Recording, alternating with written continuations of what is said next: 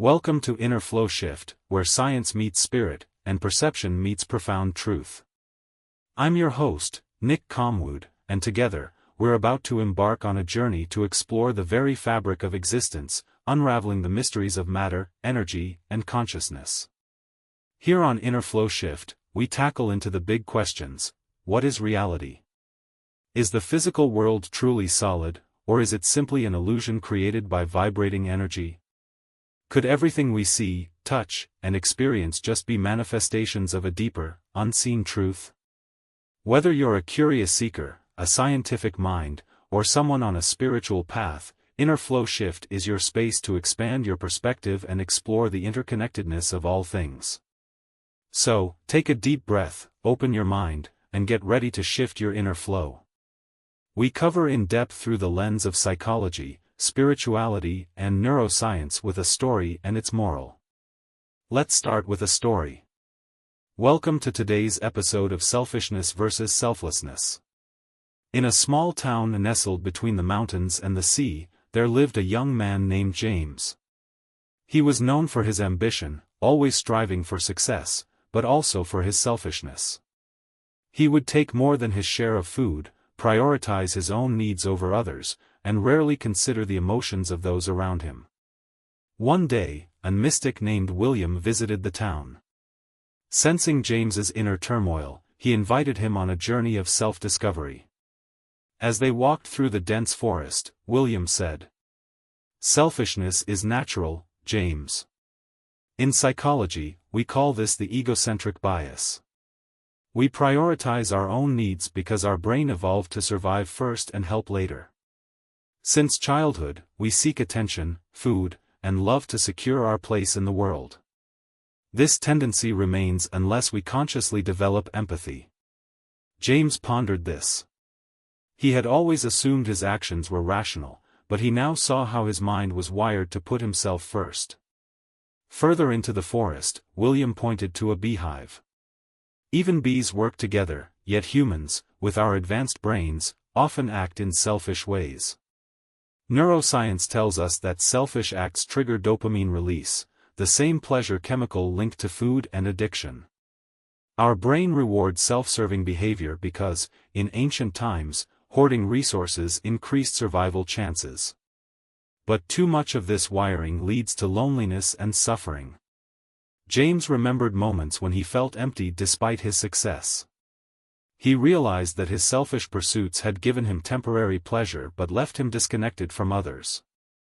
They arrived at a river, its waters reflecting the sky. William threw a stone in, creating ripples.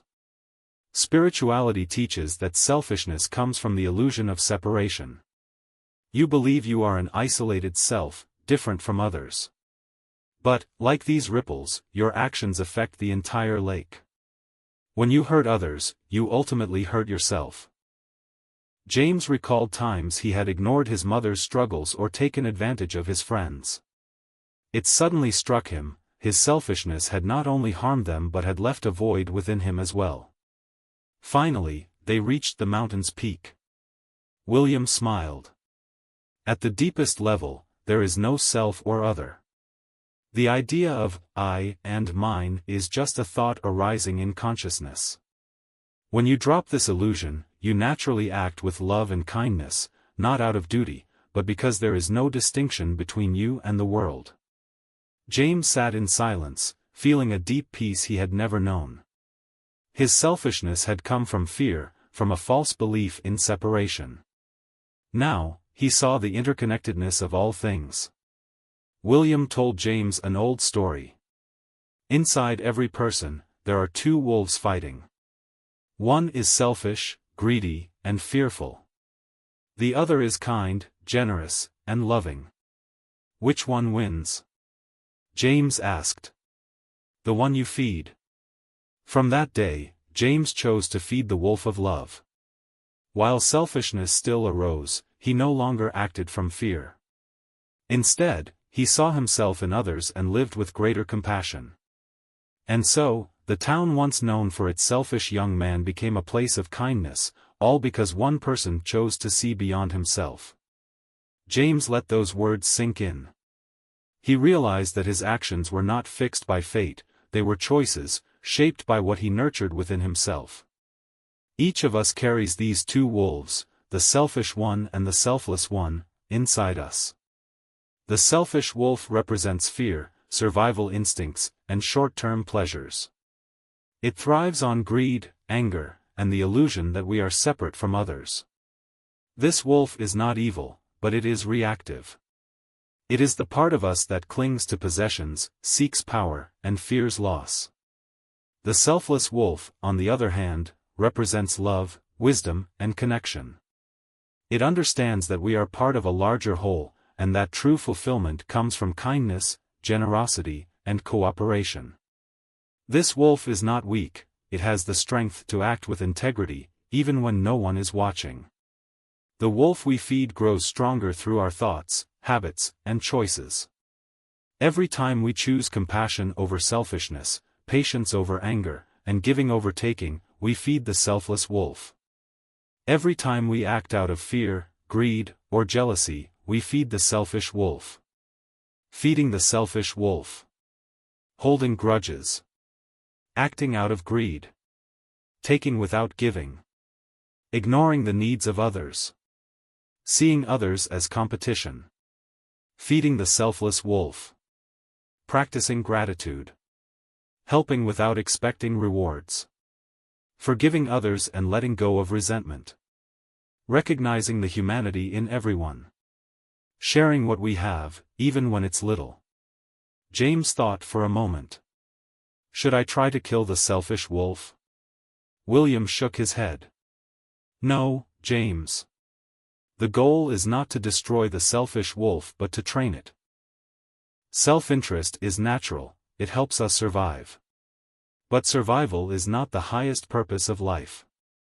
If you can teach your selfish wolf to serve your selfless one, you will find peace. James understood.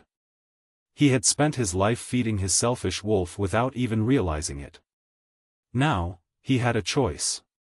Instead of letting his selfish nature control him, he could direct it toward a greater purpose, using his ambition to help others, his strength to protect rather than dominate, and his intelligence to create rather than manipulate. From that day forward, James was not perfect. Sometimes, his selfish wolf still growled. But he no longer let it rule him. Each time he faced a choice, he asked himself, "Which wolf am I feeding?" And with time, he became the man he had always hoped to be, not by rejecting his nature, but by choosing the path of wisdom, love, and connection. How to overcome greed and selfishness in our own lives. Shift your focus from what you lack to what you already have. The more you appreciate what you have, the less you feel the need for more. Understand the nature of desire, recognize that every new possession or achievement will only bring temporary happiness. True contentment comes from within. Stop measuring your worth by external things. You are not your wealth, status, or possessions. Greed and selfishness thrives on future anxieties. What if I lose what I have? Instead, focus on the present moment, where peace already exists. Greed and selfishness promises happiness but delivers restlessness. It blinds us to the truth that fulfillment is not found in external wealth but in inner contentment. The moment we stop grasping for more, we realize we already have enough.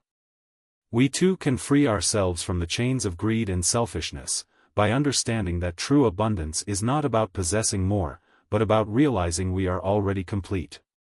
Thank you for joining me today on Inner Flowshift. If this episode resonated with you, please like and subscribe the show, so that we can bring more insightful shows.